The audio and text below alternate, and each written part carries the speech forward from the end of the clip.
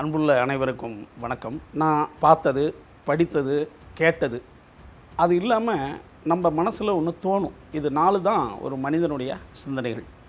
ஒன்று பார்க்கறது, படிப்பது, கேட்பது, இதை வைத்துக்கொண்டு நம் மனதில் ஒன்று தோன்றுவது. இது 4 விஷயங்கள் தான் ஒரு மனிதனுடைய சிந்தனையாக இருக்குது. இதில் எனக்கு ரொம்ப பிடித்ததை நான் உங்ககிட்ட பகிர்ந்துக்கலான்னு ஆசைப்பட்றேன்.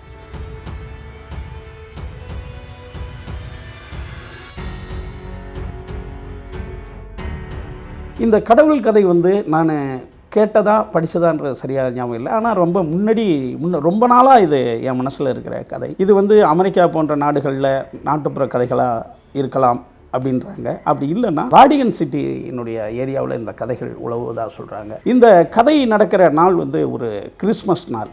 கிறிஸ்மஸ் கொண்டாட்டங்கள் அந்த நாடு முழுதும் கோலாகலமாக கொண்டாடப்பட்டுக்கிட்டு இருக்கு. அப்படி கொண்டாடிக்கிட்டு இருக்கும்போது கடவுள் நினைக்கிறாரு, இந்த மக்கள் எவ்வளோ மகிழ்ச்சியாக அந்த கிறிஸ்மஸை நம்மளை கொண்டாடுறாங்க. ஒரு நாள் இந்த கிறிஸ்மஸ் நாள் அன்றைக்கி நம்ம போய் அந்த விழாவை நம்ம போய் பார்க்கலாமே அப்படின்ட்டு கடவுளுக்கு ஆசை வருது. அவர் நேராக ஒரு மிகப்பெரிய நகரத்துக்கு வராரு. நகரத்துக்கு வந்தால் அந்த நகரத்தினுடைய மிகப்பெரிய செல்வந்தர்கள்லாம் கொண்டாடுற மிகப்பெரிய ஹோட்டலை பார்க்குறாரு. வானக்க வேடிக்கைகளும் கொண்டாட்டங்களும் அந்த சத்தங்களும் அவ்வளோ நல்லா இருக்குது அவருக்கு. அந்த ஹோட்டலுக்கு வெளியிலேயே கடவுள் மகிழ்ச்சியோட அந்த ஹோட்டலுக்குள்ளே போகிறாரு. ஆனால் அவரை யாரும் விட மாட்டுறாங்க. ஏன்னா அவர் கடவுள் உருவத்திலே இருக்கார். அவர் ரொம்ப எளிமையாக தானே இருப்பார். அதனால் அந்த மிகப்பெரிய செல்வந்தர்கள் கொண்டாடுற இடத்துக்கும் இவருக்கும் சம்மந்தமே இல்லாமல் இருக்குது. அதனால் இவரை அங்கே வெளியில் இருக்கிற அந்த காவலாளியே விட மாட்டான். அவர் சொல்கிறாரு, இல்லைப்பா நான் கடவுள், நான் தான் இவங்களை இந்த மகிழ்ச்சியை நான் கண்ணால் பார்த்து கொண்டாடணும், அதாவது மகிழ்ச்சி அடையணும் வந்திருக்கேன் அப்படின்றாரு. அவன் நம்ப மாட்டான். எப்பா இங்கே இவங்க தானே கொண்டாடுறாங்க, யார் அந்த நிகழ்ச்சியினுடைய முக்கியமான பேர்லாம் சொல்கிறாரு. ஆச்சரியப்பட்டு போய் அவன் காவலாளி ஓடி உள்ளே இருக்கிற நிகழ்ச்சி நடத்துகிறவங்கள்ட்ட சொல்கிறான், ஐயா இந்த மாதிரி ஒருத்தர் வந்திருக்காரு, கடவுள்ன்றாரு.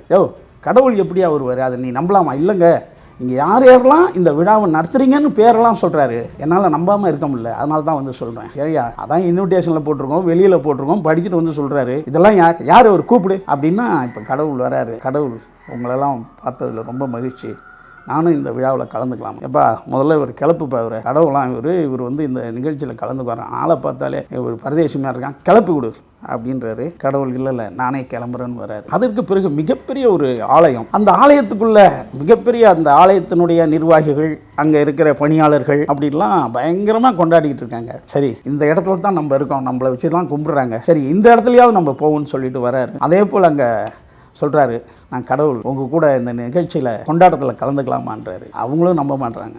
அது எப்படியா கடவுள் வர முடியும், கிளம்புப்பா நீ. சரின்னு கடவுள் ரொம்ப என்னடா அது இப்படி இருக்காங்க மனிதர்கள்ட்டு. சரி இந்த ஊருடைய பெரிய ஏழை, மிகச்சிறந்த ஏழை, இந்த சிட்டியிலே ஒரு ஏழை இருப்பான்ல அந்த நகரத்தில், அவன் யாராக இருப்பான் அப்படின்னு சொல்லிட்டு அப்படியே நடந்து போனால் எப்போதும் போல் ஒரு குடிசையில் ஒருத்தன் வாழ்கிறான். இப்போ அந்த கதவை கடவுள் தட்டுறாரு. தட்டினோடனே குடும்பமே ஓடி கதவை திறக்கு. ஏன்னா ஒரு ஏழை வீட்டில் இந்த இரவில் யார் தட்ட போகிறான்ட்டு திறக்கிறாங்க, பார்க்குறாங்க. கடவுள் சொல்கிறாரு, நான் தான் கடவுள் அப்படின்றாரு.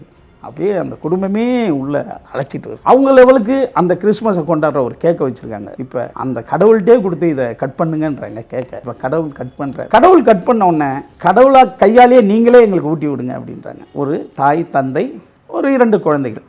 இப்போ கடவுளே ஊட்டி விடுறாரு அந்த கேக்கை. இப்போ அந்த குடும்பமையும் சேர்த்து அந்த கடவுளுக்கு கேட்க விட்றாங்க. இப்போ ஊட்டினோடனே இவங்க 4 பேரும் அந்த கடவுளுக்கு நன்றி சொல்கிறாங்க. கிறிஸ்மஸ்க்கு எங்கள் வீட்டுக்கு வந்தது நன்றி. இப்போ கடவுள் கேட்குறாரு, என்ன ஏன் நன்றி சொல்கிறீங்க? ஐயோ நீங்கள் கடவுளாச்சே, அதுவும் எங்கள் வீட்டுக்கு வந்திருக்கீங்களேன்னு நன்றி சொல்கிறோம் அப்படின்றாங்க. நான் கடவுள்னு யார் சொன்னது?